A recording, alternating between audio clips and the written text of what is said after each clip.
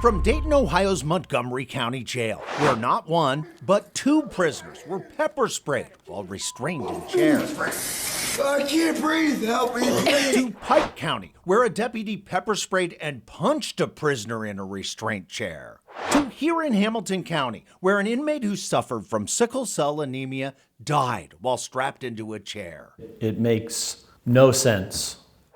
A growing number of people are now speaking out against the restraint chair itself, a device that completely immobilizes inmates by strapping in their arms, legs, and torso. Those speaking out include attorneys. The jail gave him a death sentence. An international human rights group. So you want them banned at prisons and at jails across the U.S.? Exactly.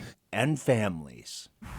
And I'm left with a horrible memory on what they did to my son down there. Lisa Britt's son, Tommy, was hooked on heroin and began to steal to pay for his addiction. He hated that he became who he was. Tommy was convicted of burglary in 2015. A year later, he was on probation when police stopped him for a traffic violation on Ronald Reagan Highway. He violated his probation. By not going to see his probation officer. Tommy was arrested and booked on October 26, 2016, here at the Hamilton County Justice Center, where jail and medical records reveal he began suffering from and was treated for heroin withdrawal. Lisa was relieved that her son was off the streets and would get medical help for his addiction. As bad as that sounds, yeah, I feared for the, possibility, of him coming up dead. But medical records would later reveal Tommy was dying, not directly from the heroin, but from a hidden infection called endocarditis, caused by bacteria that's injected through the needles of addicts, which attacks the heart. Antibiotics and surgery could have saved him, but no one, not even Tommy, knew he was suffering from this deadly condition. Having trouble breathing, and he felt like he was going to pass out. According to court records, on October 31st, 2016, at around 7:15 p.m., Tommy called for help and was found unresponsive on his cell floor. After resuscitating him, Tommy had trouble standing, but a nurse determined there was no medical condition, that Tommy was simply detoxing. That's when a sergeant, along with the nursing staff at the jail, ordered Tommy to be placed in the restraint chair. Why would they do that to him? He got treated like a prisoner at war for asking for help. Jail and medical staff say he was placed in the chair for his own safety and to prevent him from committing any acts of self-harm. Tommy remained in that chair for 2 to 3 hours. When he was removed, he was placed on suicide watch, where he was monitored, but according to court records, it appears that his vitals were not taken.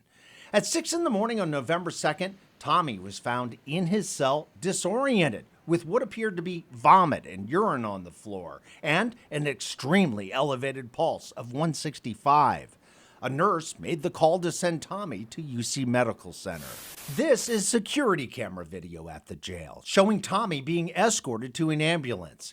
It would be among the last images of Tommy alive. I got a call from the doctor at university telling me I better get up there. My son's probably not going to make it. According to medical and court records, the endocarditis had damaged his heart valves, destroyed his aortic valve, and caused him to have a stroke. On November 22, 2016, Tommy went into multi-system organ failure and died. He was only 23 years old. I can't even sleep at night thinking that my son was down there begging for his life. Lisa believes her son could have been saved if he had gotten better medical attention and not been placed in that restraint chair. And he got strapped to a chair for punishment.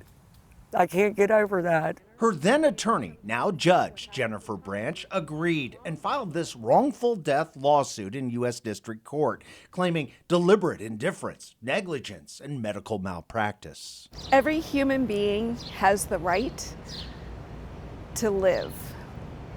The jail gave him a death sentence. But late last month, a federal judge issued this summary judgment, throwing out Lisa's lawsuit, ruling there is no evidence the staff subjectively knew Britt was suffering from anything other than heroin withdrawal, noting the claim that placing Tommy in the restraint chair was punitive had no factual basis and was consistent with written policy. Lisa disagrees with the decision. There's no way that nobody should be treated like that. Lisa now visits her son here at St. Joseph's Cemetery in Price Hill, And he knows I'm fighting. promising to continue the fight against a chair that restrained her son when he needed help the most. He knows I loved him with all my heart. He knows that. He was my boy. Duane Pohlman, Local 12 News.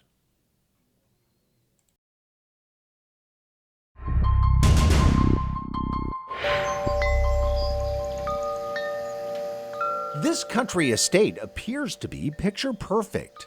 I mean, this is our dream home. But government air monitors across the area reveal invisible radioactive particles are blowing in the wind here, threatening to tear apart the world Elizabeth and Josh Lamerson built for their two sons. They trust in us to take care of them. How scared are you? Very scared for our children. You gonna move?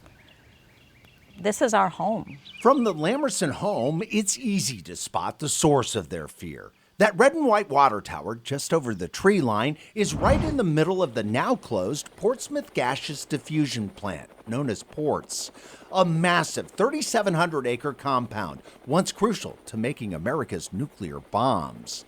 The U.S. Department of Energy, or DOE, says there's no threat from the radioactive uranium and other materials that were processed and disposed of at ports.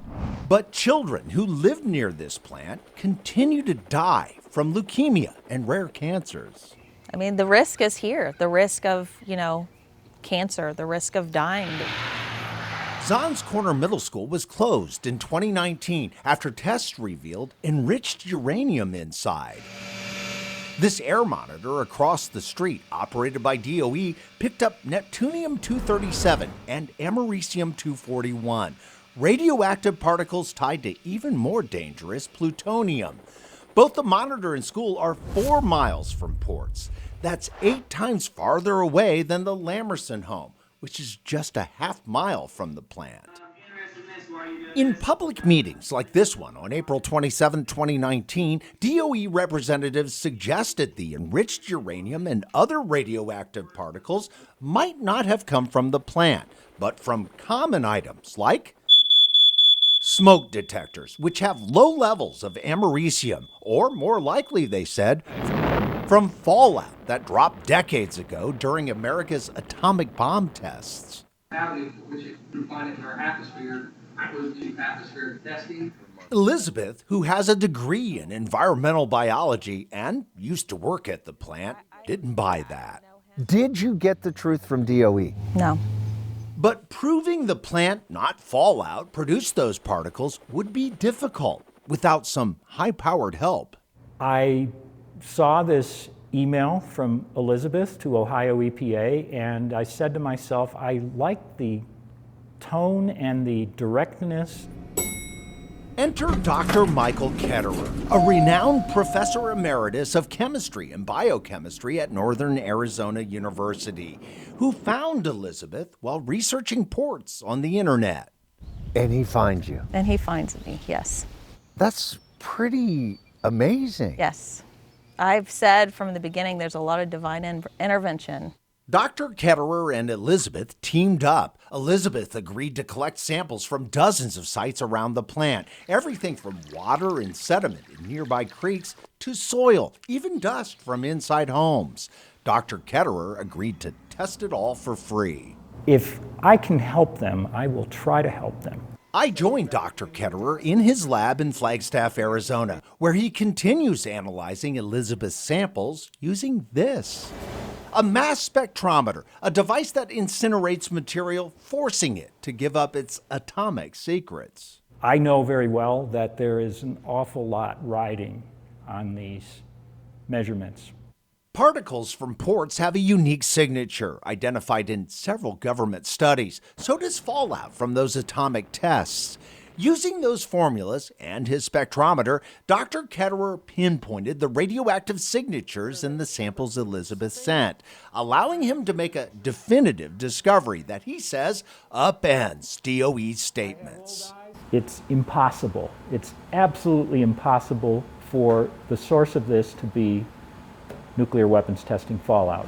In this report on April 27, 2019, Dr. Ketterer published the data from Elizabeth's samples and reached a clear scientific conclusion, writing, "The Ports facility is the source of the enriched uranium and is also the source of non-fallout neptunium and plutonium." Were you stunned when that came out? Sure, absolutely. It completely takes DOE's argument away of this isn't us.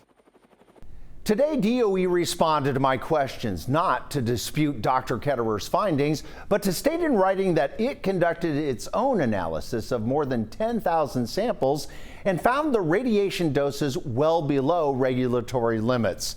Still, Elizabeth's fight to get the truth about those radioactive particles is far from over. And what she and Dr. Ketterer discovered next is frightening an entire community. My Local 12 investigation, Fallout, continues only on Local 12 News, Monday at 6. I'm Duane Pohlman. I'll see you then.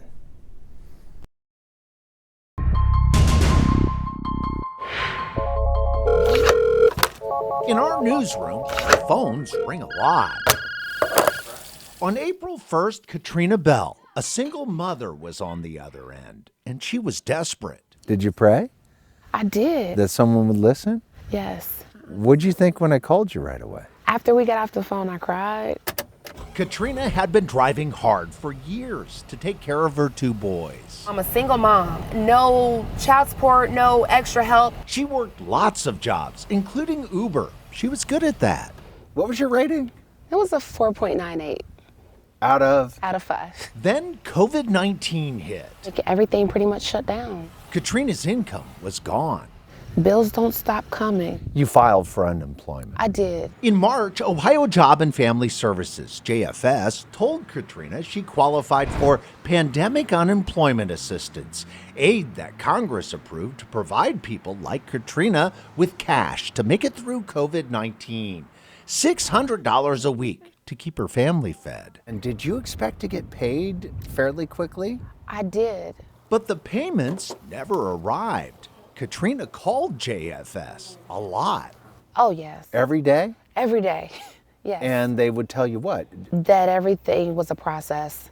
That process had already taken months, and it was about to turn surreal. They said, we've been back paying you since June. I said, you haven't been paying me. Thieves had stolen Katrina's identity. In December, Ohio JFS uncovered at least $330 million in fraudulent pandemic unemployment payments. The U.S. Department of Labor's Inspector General estimates fraud and error already add up to $63 billion nationwide. Katrina was a victim, and she calculated she was owed a lot of money. It's over $20,000.